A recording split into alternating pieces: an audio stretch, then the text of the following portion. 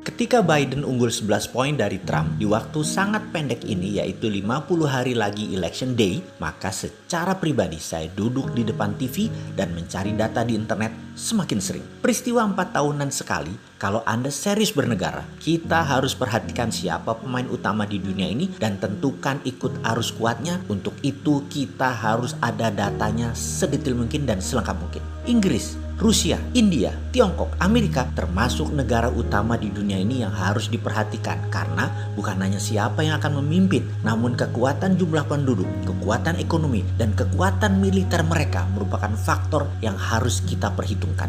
Langkah-langkah mereka untuk menjadi nomor satu di sebuah negara itu pelajaran yang jarang-jarang kita dapat. Pelajarilah sendiri, jangan apa-apa dari pandangan orang lain. Data mungkin sama, tetapi analisa dan strategi memanfaatkan data tidak semua orang sama. Strategi Biden pukul Trump dengan menyerang kegagalan Trump kelola COVID itu terus diulang-ulang dengan berbagai sudut pandang. Dari kacamata imigran, dari kacamata pertahanan negara, dari kacamata ekonomi, dari kacamata minoritas, dari kacamata keamanan yang semuanya merugikan Trump diserang terus. Ada hal yang menarik dari strategi Trump yang menurut saya dia sangat ambisius dan kerja keras untuk menang adalah perjuangannya sampai detik terakhir. Dia fighter, walaupun kalah nanti, namun banyak pelajaran yang bisa kita ambil dalam strateginya dan perjuangannya. Dia di posisi underdog saat ini, diserang dengan isu COVID, rasisme, hatred atau kebencian, white supremacy, melecehkan wanita, dan banyak lagi kelemahan Trump. Semua diungkit dan diulang-ulang, sama persis seperti tahun 2016. Dia menggunakan strategi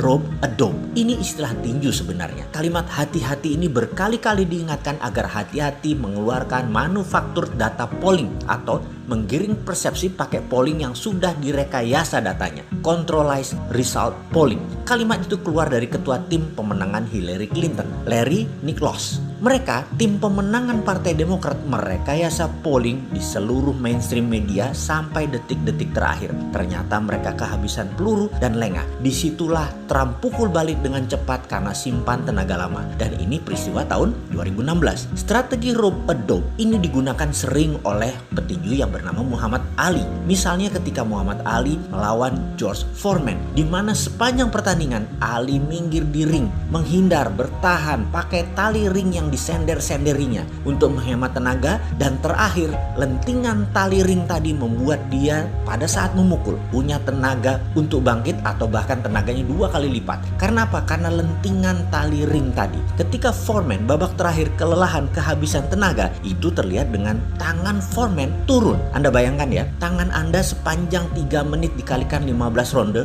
bertahan terus di atas saja. Pegel dan capeknya kayak apa? Lalu selama itu kita gerak mukulin lagi. Di saat Foreman kelelahan, inilah Ali bangkit di saat terakhir, melentingkan badannya pakai tali ring sehingga tenaganya double dan terbukti Foreman KO. Trump lakukan itu di tahun 2016 dan kali ini dia pasti akan lakukan lagi. Agaknya lupa itu Partai Demokrat dan tim Biden akan keterampilan seorang dealmaker seperti Trump bermain di tali ring. Saya secara pribadi tidak suka karakter Trump memimpin Amerika, namun idenya akan nasionalisme, patriotisme, America first menarik minat saya. Indonesia butuh banget atau anti globalis atau deglobalisasi, termasuk anti dolar, anti asing menguasai bumi Nusantara, mengutamakan rakyat bawah bottom of pyramid, pro swasta kelas bawah tanpa menspesialkan swasta elitis atau BUMN, pro life anti perusak lingkungan. Jadi apapun yang terjadi di Amerika kita waspadai. Mau Biden kek, mau Trump kek nanti yang jadi, Amerika tetap Amerika dalam foreign policy-nya. Xi Jinping atau bukan, Tiongkok adalah Tiongkok dalam foreign policy adalah sama. Mereka punya nation interest masing-masing, Amerika dan Tiongkok itu. Dan negara itu keduanya sangat ofensif. Amerika tidak pernah ubah kebijakan luar negerinya hampir 100 tahun, yaitu